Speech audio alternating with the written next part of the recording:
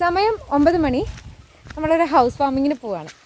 നിങ്ങളൊന്നും ആലോചിക്കാറുണ്ടോ, നമുക്ക് പ്രായം കൂടുന്നവരും നമ്മുടെ പാരൻസിനും പ്രായം കൂടുന്നുണ്ടെന്നും അവരവരുടെ വാർദ്ധക്യത്തിലോട്ട് പൊയ്ക്കൊണ്ടിരിക്കുകയെന്നും?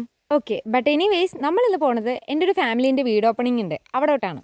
ആദ്യം ഞാൻ ഓട്ടോയിൽ പുറകിലാണ് ഇരുന്ന്, അമ്മേൻ്റെ അമ്മൂമ്മേൻ്റെയും നടുക്ക്. അതുകൊണ്ട് തന്നെ പുറത്തോട്ടുള്ള വ്യൂ വലുതായിട്ടില്ല. അപ്പം ഞാൻ ഫ്രണ്ടിലോട്ട് ചാടി. പിന്നെ ഫ്രണ്ടിലോട്ട് എത്തിയ വ്യൂവും പിടിച്ചിരുന്ന്. പിന്നെ പുറകിലിരിക്കുന്ന അമ്മയും മോളും ആണല്ലോ, അവരുടെ ഇടയ്ക്ക് എന്തിനാ കട്ടുറുമ്പായിട്ട് ഞാനിരിക്കണേന്ന് പറഞ്ഞിട്ടാണ് ഞാൻ ഫ്രണ്ടിലോട്ട് ചാടിയത്. കട്ടുറുമ്പ് പറഞ്ഞാൽ അങ്ങനെയല്ല കേട്ടോ, അവരൊന്ന് പറഞ്ഞ രണ്ടാമത്തേന് ഉടക്കായിരിക്കും. അപ്പം അതിൻ്റെ ഫ്ലോ ഞാനായിട്ട് കളയണ്ടെന്ന് പറഞ്ഞിട്ടാണ് ഞാൻ ഫ്രണ്ടിലോട്ട് ചാടിയത്. അപ്പം ഇതാണ് എൻ്റെ അമ്മൂമ്മ, ഇതെൻ്റെ അമ്മ. അമ്മേനെ പിന്നെ ഞാൻ പ്രത്യേകിച്ച് പരിചയപ്പെടുത്തണ്ടല്ലോ. അങ്ങനെ നമ്മൾ വീട് ഓപ്പണിങ്ങിന്റെ അവിടെ എത്തി. വീട് കാണാനാ വന്ന്, പക്ഷെ വീട് മൊത്തം പന്തലിട്ടിരിക്കുക അവര്. എന്തായാലേ ഓരോരോ ചടങ്ങുകളെ. പിന്നെ എന്റെ പോരാളികളും ചടങ്ങുകൾ തെറ്റിക്കാൻ നിന്നില്ല.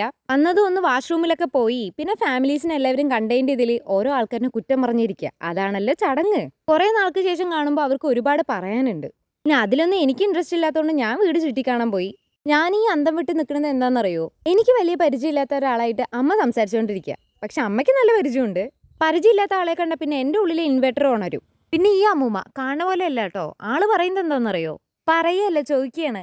അല്ലെങ്കിലും ഇങ്ങനത്തെ എന്തെങ്കിലും ഫംഗ്ഷൻ ഉണ്ടാകുമ്പോൾ പെൺകുട്ടികളുള്ള അമ്മമാരുടെ അടുത്ത് വരുന്നൊരു ക്വസ്റ്റ്യൻ ആണ്, കുട്ടീനെ കെട്ടിച്ചു വിടാറൊന്നും ആയില്ലേ?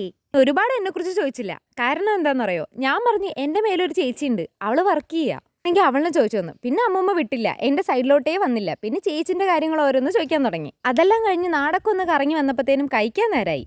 നെയ്ച്ചോറും ചിക്കൻ കറിയായിരുന്നു. നല്ല ടേസ്റ്റ് ഉണ്ടായിരുന്നു. അതുകൊണ്ടാണ് ഞാൻ വയറ് നിറച്ച് കഴിച്ച്. പക്ഷെ നെയ്ച്ചോറ് വന്നപ്പോഴത്തേക്കും തന്നെ അതിലെനിക്ക് ഇഷ്ടമല്ലാത്ത കറിവേപ്പില, കുരുമുളക്, പട്ട, ഗ്രാമ്പ് അതെല്ലാം ഞാനൊരു സൈഡിലോട്ട് മാറ്റി വയ്ക്കുകയാണ്. എന്നിട്ട് ഞാൻ എൻ്റെ പോളിങ് തുടങ്ങി. കഴിച്ചതിൻ്റെ ക്ഷീണമാറ്റം കുറച്ച് നേരം ഇരുന്ന് അപ്പോഴത്തേക്കും പിന്നെ ഞങ്ങളെ കൊണ്ടാക്കാനുള്ള ഓട്ടോ വന്ന്. ഇത് എന്നത്തെയും പോലെ അമ്മേനെ ചിരിപ്പിക്കാൻ വേണ്ടി നോക്കുകയാണ്. വീഡിയോ ഓണാക്കി വെച്ചിട്ട് എത്ര നേരം നിങ്ങൾ ചിരിക്കാണ്ടിരിക്കും നോക്കാലോ എന്ന് പറഞ്ഞിരിക്കുക ഞാൻ.